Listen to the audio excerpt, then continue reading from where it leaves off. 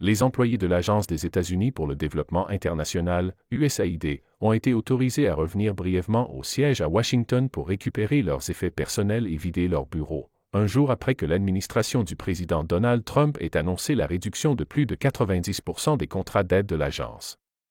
Les travailleurs de l'USAID ont quitté le siège de l'agence jeudi, portant des boîtes en carton contenant leurs effets personnels, sous les applaudissements et les acclamations d'environ 80 personnes, comprenant des collègues et des membres du public venus exprimer leur soutien.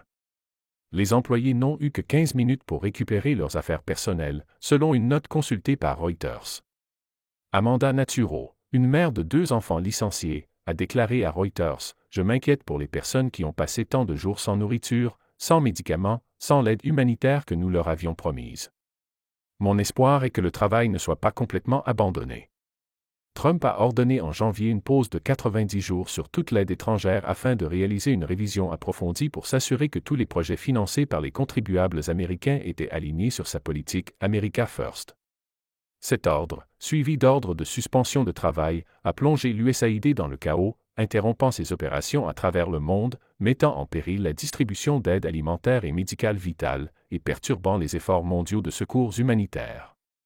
Trump a confié à l'homme d'affaires et conseiller Elon Musk la tâche de démanteler l'USAID dans le cadre d'une initiative sans précédent visant à réduire la taille du gouvernement fédéral, en raison, selon eux, de dépenses excessives et d'abus de fonds. Malgré les coupes importantes, un porte-parole du département d'État a indiqué que des subventions critiques, y compris l'aide alimentaire, les traitements médicaux vitaux contre le VIH et d'autres soutiens essentiels, demeuraient.